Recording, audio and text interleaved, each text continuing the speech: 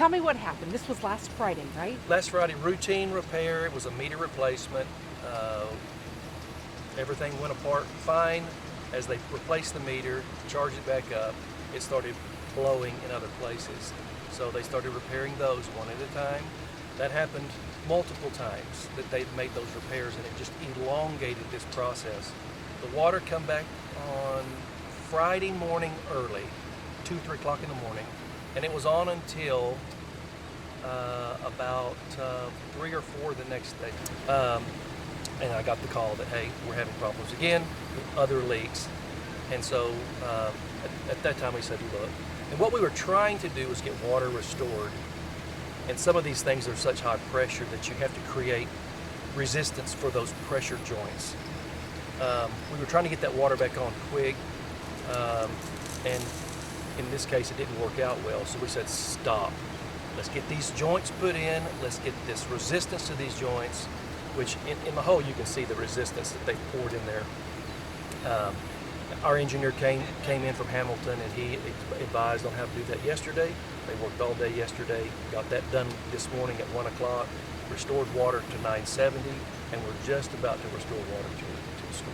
So everything should be back to normal tomorrow? Back to normal. We do have a boil water notice, which is required when you have pressure that drops below a certain place in your water line. You have to mandatory get that, have that notice, and then do your samples. So our samples are now being delivered as we speak to the lab. We'll get those lab results back tomorrow, and that lifts immediately your boil water notice. So hopefully, so would school be allowed to open tomorrow? Do you have to wait for the boil water notice results? School is open tomorrow, regular time. We had talked about delaying that. However, the superintendent was able to talk to their nutrition folks. They're going to work with the elementary school's water to provide the water they need from there over to these 2 campuses to make the meals for tomorrow.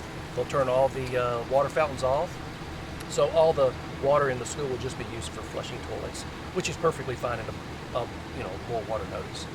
I know Austin, we have a lot of pipes, and a lot of them are old. And we just have kind of ongoing problems in Austin. Sure.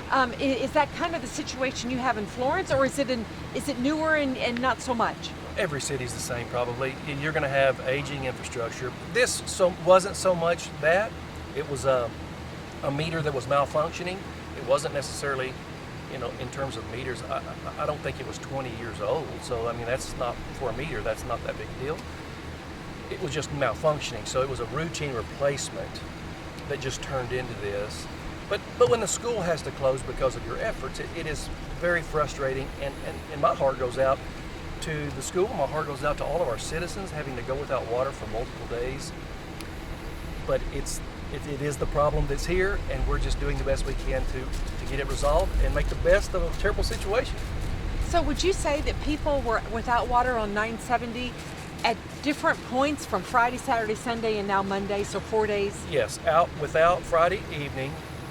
Like I said, came back on early Saturday morning, back off again Saturday late afternoon, and then it was off then until 1 o'clock this morning, Monday morning.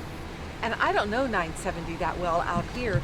How many businesses? I mean, is that an area that affects a lot of people? There's one business, but because it was the weekend, so no, it didn't affect them at all. The rest, and it's not, I mean, the benefit for us, I know that's terrible to say benefit, but we don't have a whole lot of water customers on 970. A dozen on one side of the road, and then we have a small trailer park. And so it was a small enough amount that I literally hand-delivered water to those families, and then we hand-delivered our boil water notices yesterday. And, it didn't take more than an hour to do those things. So I guess that if there's any silver lining, that's it. Yeah, that is not like that in Austin. But, I know they say the hate's out there on social media. That's fine. And we recognize we don't have water for multiple days. It's almost like PTSD from our COVID situation, our Snowvid situation, where you're out without water for so many days, and it just kind of brought some of those feelings back. We understand. And I'm one of them. I'm one of those that felt that. I stayed in Florence the whole time during Snowvid, and There's a lot of there's a lot of emotions right there. So Hopefully you'll get it back on.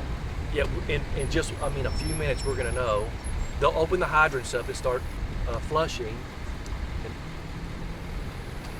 yeah, I can't see.